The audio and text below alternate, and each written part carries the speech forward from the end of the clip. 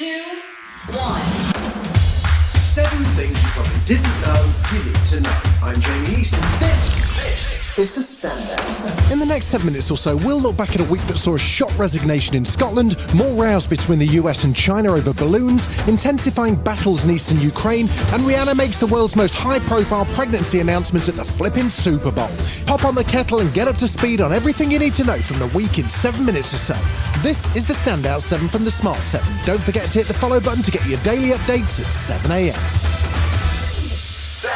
It was all change in Scotland on Wednesday as Nicola Sturgeon announced she'll be resigning as First Minister and leader of the SNP after 8 years in charge. Speaking at a hastily organised press conference in Bute House on Wednesday morning, she said the time is right for her to step down. Since my very first moments in the job, I have believed that part of serving well would be to know when the time is right to make way for someone else. In my head and in my heart, I know that time is now. Her resignation comes amidst criticism over her strategy around independence, trans prisoner policy and Scotland's block gender reform bill. But she claims recent controversies didn't play a part in her decision. She plans to stay on until a new SNP leader's been elected, adding that the choice to step down was not easy. To those who do feel shocked, disappointed, perhaps even a bit angry with me, please know that my decision comes from a place of duty and of love. She's received tributes from a number of politicians, including her predecessor, former Scottish First Minister Alex Salmond. Nicola's biggest political talent was as a communicator, and that was showing up in the pandemic. This week saw Russia continue to ramp up attacks in the east of Ukraine, pushing hard around the city of Bakhmut, where Ukrainian forces blew up a bridge on Tuesday in what's being seen as a potential sign of an impending threat. NATO ministers met Ukrainian Defence Minister Reznikov in Brussels to discuss the next steps in support for the embattled nation. And in advance of that meeting, NATO Secretary-General Stoltenberg was warning that things aren't going to get any easier. We see no signs that President Putin is preparing for peace. What we see is the opposite. He is preparing for more war, so it makes it just even more important that NATO allies and partners provide more support to Ukraine. However, there was a pretty bullish tone from the chairman of the Joint Chiefs, General Mark Milley, who says that Vladimir Putin misjudged the situation when he started this war almost 12 months ago. In short, Russia has lost. They've lost strategically, operationally, and tactically. And they are paying an enormous price on the battlefield. European Commission President Ursula von der Leyen also proposed new restrictions on Russia. We're suggesting a 10th tranche of sanctions with trade bans. We're talking about €11 billion. Meanwhile, UK Defence Secretary Ben Wallace was busy shooting down rumours that Berlin had been left in charge of NATO's response force due to concerns about the state of the UK military. The story in Germany is just bollocks, right? I mean, to be honest, the simple reality is we are taking over the VGTF as scheduled. And as we approach the 1-year anniversary of the war, Belarusian President Alexander Lukashenko has warned he'll send troops to fight alongside Moscow should Belarus come under attack. And he placed the blame for the war squarely on Ukraine and its Western allies. Why do you support Ukraine, pumping it with weapons instead of sitting down to negotiate, as I suggest? Why are you doing this? You understand this is escalation. Meanwhile, Ukrainian President Zelensky sat down with the BBC in an interview to mark the anniversary. He brushed off Lukashenko's threats, saying his country are prepared to fight against Belarusian troops, and added that he won't concede any land to Russia in a peace deal. Today our survival and unity is the sole goal. We're moving towards Europe. Ukraine chose this path. We can't lose it. Any territorial compromises would make us weaker as a state. Thursday also saw Labour leader Sir Keir Starmer make his first visit to Ukraine since the war began to meet with Zelensky and express his party's support. It's very important for me to be here in Ukraine with the people of Ukraine, making clear that support for Ukraine in the United Kingdom is united. The age-old question of it's a bird, it's a plane, or a Chinese spy balloon raised its head again on Monday. The mystery around unidentified objects shot down by US forces has deepened after one US military commander refused to rule out the possibility of extraterrestrial activity. It comes after President Biden ordered a fourth object to be shot out of the sky following a spate of alleged Chinese spy balloons hovering over the US. Officials say they were used to monitor sensitive sites, but the Chinese deny the object was used for spying and said it was a weather monitoring device that had been blown astray. NATO General Secretary Jens Stoltenberg warns that it's part of a pattern. China, but also Russia, are increasing their intelligence and surveillance activities against NATO allies with many different platforms. We see it in cyber, we see it with satellites, and we see it in balloons. China, meanwhile, claims that the US has been using their own spy balloons, a claim which they flatly deny. The Chinese Foreign Minister Wang Wenbin addressed the issue.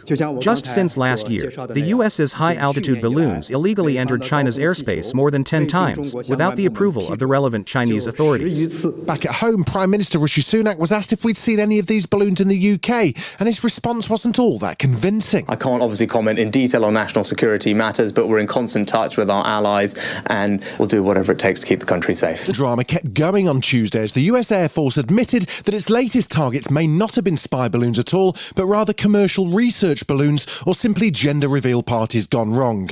Not quite, but the focus has switched to national security, and former head of MI6 Sir Alex Younger says that the whole affair's put a spotlight on what exactly is going on in the world of atmospheric spying. This is just a gross and really visible transgression of the sovereignty of many nations. So I think the West will, be politically motivated to make a big fuss, and I think that's sensible. China continues to deny any intention of mischief, as the Vice President of the Centre for China, Victor Gao, explained to Times Radio. China's characterization is very clear. It is a weather balloon, not military use. A balloon out of control due to force majeure. The balloon drama's seen PM Rishi Sunak under pressure to revise the classification of China and declare it a security threat to the UK. Former Ambassador Lord Darroch said the whole affair's highlighted the weaknesses in the UK's defence. We don't have all the kit and equipment that we really need. We will have some capability. Whether we have a watertight capability, as the Prime Minister says, I'm not so sure. Following the murder of Sarah Everard by a serving Met police officer and the recent conviction of PC David Carrick on multiple counts of rape, trust in British policing is at an all-time low. This week it's Lancashire police who've come under fire after disclosing personal information about missing dog walker Nicola Bully. On Wednesday, the force released a statement revealing that Nicola, who vanished last month, was classified as high risk due to struggles with alcohol.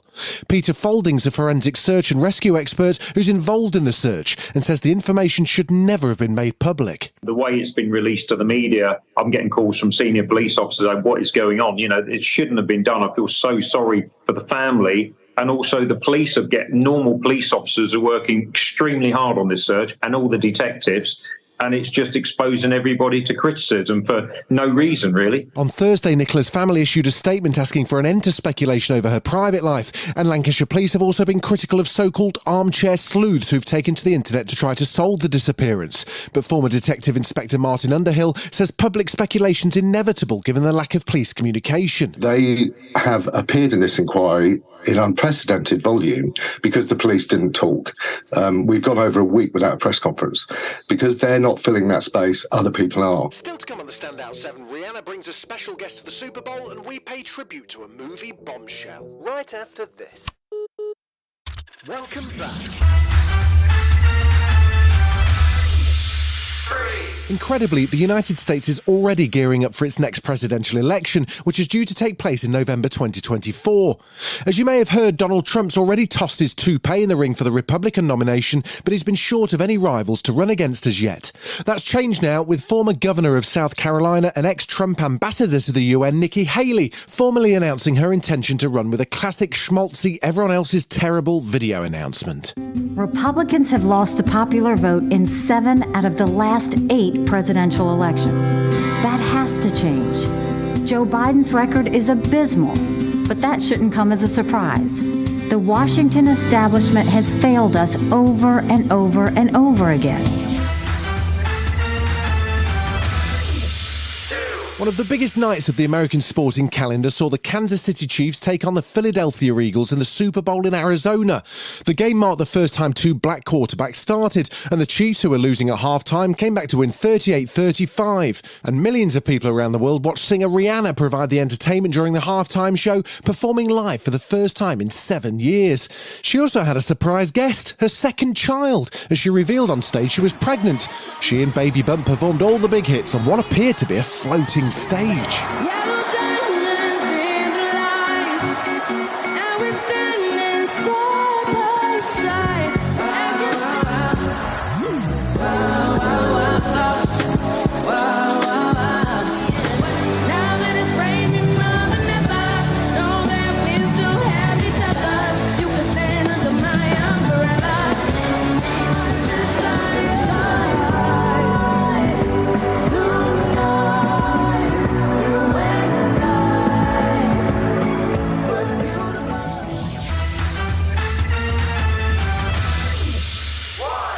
Introducing the fabulous Raquel Welch, the sensational star discovery of this or any other year in 1 million years BC.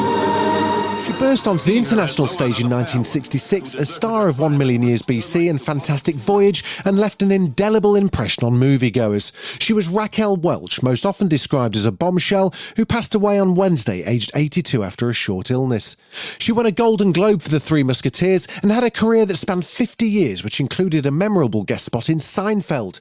But here she is with Cher, performing an iconic song on The Cher Show in 1975. Rest in peace, Raquel. You come to me sickly, you know that I'm gonna make you well. If you come to me hexed up, you know that I'm gonna break that spell. If you come to me hungry, you know I'm gonna fill you full of grits. If it's loving you're lacking, I'll kiss you and give you the shivering fits. 'Cause I'm a woman, W-O-M-A. This has been the Standout 7, the best of the week from the Smart 7. We'll be back tomorrow, 7 a.m. with the Sunday 7. Have a great rest of your weekend.